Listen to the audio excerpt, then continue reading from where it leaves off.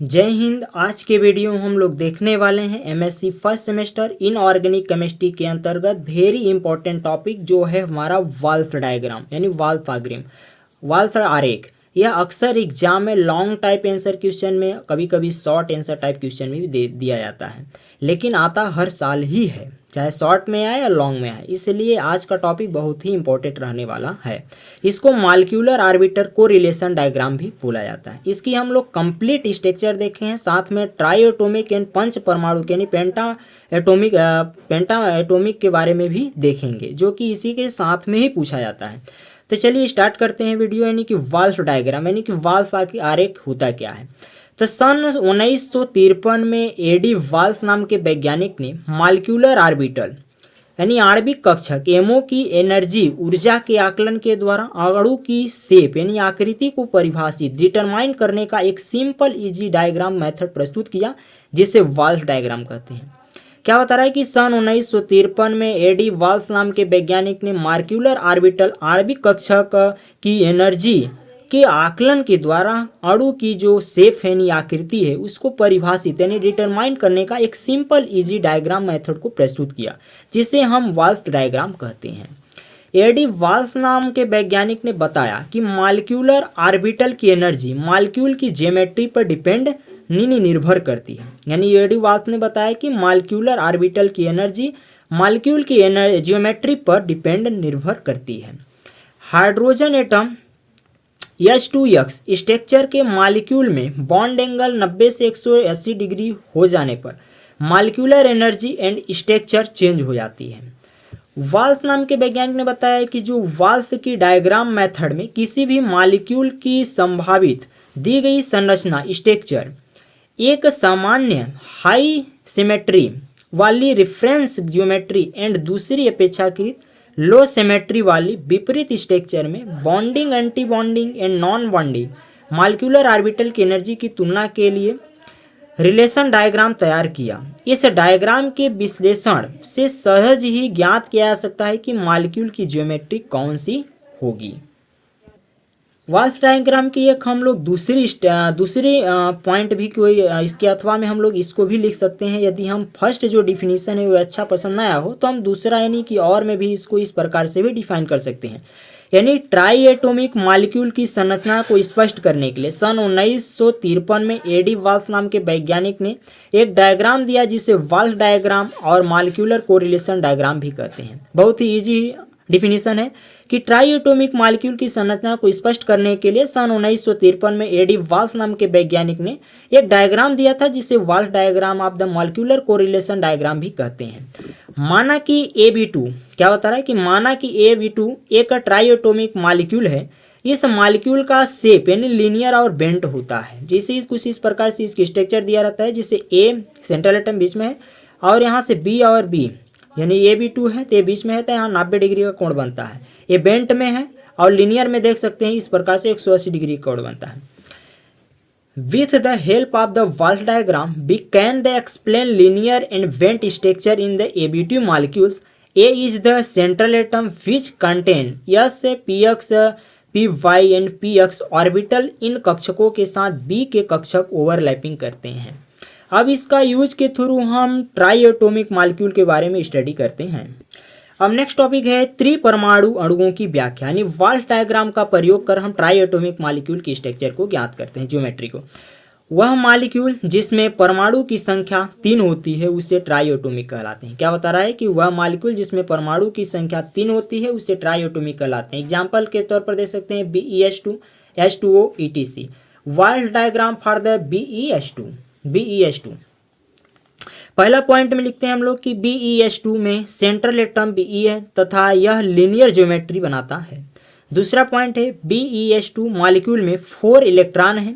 इसका आणविक कक्षक विन्यास जो है 2 सिग्मा G2, 1 सिग्मा 4 U2 या 2AJ2 और 1B22 होता है। थर्ड पॉइंट में हम देखते हैं कि जो 2 सिग्मा G2 आणविक कक्षक होते हैं जो ग्रेड होते हैं, क्योंकि इनमें तरंग फलन साई का चिन्ह सभी दिशाओं में समान होता है। चौथा नंबर पॉइंट है जब 2 हाइड्रोजन एटम इन तरंग फलनों से संयोजित होते हैं तो ओवरलैपिंग ज़्यादा होता है और स्ट्रॉन्ग बॉन्ड बनता है। 5 नंबर का पॉइंट है 2 सिग्मा 2G में ओवरलैपिंग प्रभावी होने के कारण प्रबल बंध बनता है, अतः यह निम्न ऊर्जा स्तर 2A1 में चला जाता है। कुछ इस प्रकार से इसकी स्ट्रक्चर है, यानी 3+ है, यहाँ हाइड्रोजन जुड़ा है 3+ के अंतर्गत, यानी कि 2 सिग्मा 2 ग्रेड 2A1 निम्न ऊर्जा स्तर होता है। 6 नंबर पॉइंट है हम लोग का बेंड रूल के अनुसार BeS2 में जो एटम्स पर ग्रेविटेशनल फोर्स लगता है, जिसमें हाइड्रोजन एटम थोड़ा झुक जाता है, 4 सिग्मा 2 या सिग्मा 2 4 का निर्माण कहते हैं। परंतु जब दोनों परमाणु झुक कर नज़दीक आ जाते हैं तो इनमें रिपल्सन होता है, जिससे यह फिर से लीनियर ज्योमेट्री बनाते हैं। कुछ इस प्रकार से इसकी स्ट्रक्चर दिया हुआ है, बीच में Be एटम है और हाइड्रोजन साइड में जुड़ा हुआ है। इस प्रकार से कुछ स्ट्रक्चर है हमारा। H2O अणु की संरचना कोणीय यानी कि एंगुलर होती है। जल के अणु H2O में 8 इलेक्ट्रॉन होते हैं, 2 sigma G2, 1 sigma U2, 1 π2 Ux, 1 π2 Uy या 2A12, 1 B22, 3A12, 1 B12 electronic विन्यास में वितरित रहते हैं। अतः H2O मॉलिक्यूल की कुल ऊर्जा कोरडी संरचना में कम रहती है और मॉलिक्यूल की स्थायी ज्यामिति कोरडी होती है। इस प्रकार से कुछ हम लोग रेखीय और कोरडी का हम लोग वाल्व डायग्राम देखते हैं। BeS2 तथा H2O के वाल्व आरेख हैं। कुछ इस प्रकार से आरेख है, इसका स्क्रीनशॉट लेकर आप इसे बना लीजिएगा। इसमें फर्स्ट स्ट्रक्चर में देखिए इस डमरू के समान है इसकी स्ट्रक्चर, यहाँ यानी कि 2B2 है, 4A1 है, और दूसरा स्ट्रक्चर जो है इससे इसको बनाया गया, और 2 सिग्मा G यानी कि ये कुछ इस प्रकार से इसकी स्ट्रक्चर है। आप देख सकते हैं वे वाल्व डायग्राम है, इसको एग्जाम में बनाना होता है, बहुत ही इंपॉर्टेंट टॉपिक है एग्जाम की दृष्टि से। इसका स्क्रीनशॉट लेकर आप कॉपी में बना लीजिएगा, एग्जाम में इसको बनाइएगा, तभी जाके फुल मार्क्स आपको मिलेगा। ये BeS2 तथा H2O के वाल्व आरेख हैं। इसकी थोड़ा सा और हम लोग थ्योरी पॉइंट को देखते हैं। निष्कर्ष रूप से हम कह सकते हैं कि जो H2X अणु कोरडी होगा अथवा नहीं, इस बात पर निर्भर करेगा कि जो 3A1 कक्षक भरा है अथवा नहीं, क्योंकि इस कक्षक का जो X2S अभिलक्षण कोरडी अणु में पर्याप्त मात्रा में रहता है, रेखीय अणु में नहीं है। अतः जब यह कक्षक भरा होता है तो निम्न ऊर्जा प्राप्त होने के कारण अणु की ज्यामिति कोरडी प्राप्त होती है। आणविक कक्षकों की ऊर्जा के परिकलन व्यापारिक सॉफ्टवेयर का यानी कि कमर्शियल सॉफ्टवेयर्स की सहायता से किए जाते हैं। इस तरह काफ़ी जटिल अणुओं की आकृतियों का अनुमान भी उच्च विश्वसनीयता के साथ लगाया जा सकता है।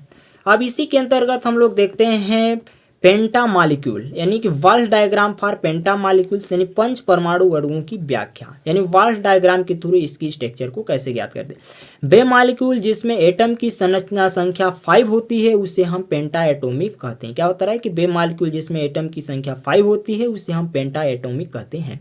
एग्जाम्पल के तौर पर जैसे कहते हैं CH4 यानी कि कार्बन को लेके 5 एटम हो गए, और यहाँ F4 ETC। Valve diagram for the methane यानी CH4 के बारे में देखते हैं। पहला पॉइंट लिखते हैं हम लोग, मेथेन का जो सेंट्रल एटम कार्बन है। क्या होता है कि जो मेथेन हमारा CH4 है, इसमें जो सेंट्रल एटम हमारा कार्बन होता है, जिसमें चतुष्फलकीय ज्यामिति बनती है। इसके बाहरतम कोश में 4 इलेक्ट्रॉन होते हैं, जबकि इसके साथ 4 हाइड्रोजन जुड़े होते हैं, तो CH4 का फॉर्मेशन होता है। मेथेन के आउटर सेल में कुल 8 इलेक्ट्रॉन होते हैं। दूसरा पॉइंट है, इस प्रकार कार्बन एटम तथा हाइड्रोजन एटम के 8 एटॉमिक ऑर्बिटल हाइब्रिडाइजेशन के द्वारा 8 मॉलिक्यूल ऑर्बिटल का फॉर्मेशन करते हैं। 8 मॉलिक्यूल ऑर्बिटल में से 4 बॉन्डिंग मॉलिक्यूलर ऑर्बिटल होते हैं तथा 4 एंटी बॉन्डिंग मॉलिक्यूलर ऑर्बिटल होते हैं। थर्ड नंबर पॉइंट है, मेथेन में 2A1 तथा 2T1 मॉलिक्यूल बॉन्ड बनते हैं या बॉन्डिंग मॉलिक्यूलर ऑर्बिटल होते हैं जो कार्बन एटम से बने होते हैं। यह बॉन्ड 4 हाइड्रोजन एटम से हाइब्रिडाइजेशन करके मेथेन मॉलिक्यूल का फॉर्मेशन करते हैं। 4 नंबर हमारा पॉइंट है, वाल्व के अनुसार जो 2A1 तथा 2T1 कक्षक चतुष्फलकी ज्योमेट्री बनाते हैं, जिससे प्रत्येक बॉन्ड एंगल 109.28 डिग्री मिनट का होता है। मेथेन की कुछ स्ट्रक्चर इस प्रकार से चतुष्फलकी होती है। कार्बन यानी सेंट्रल एटम होता है और इसके कॉर्नर में इस प्रकार से हाइड्रोजन जुड़ा होता है। मेथेन की स्ट्रक्चर है। वीडियो कैसा लगा कमेंट बॉक्स में बताएं। वीडियो को लाइक करें और चैनल को सब्सक्राइब करें। मिलते हैं नेक्स्ट वीडियो में, तब तक के लिए thanks for watching this video.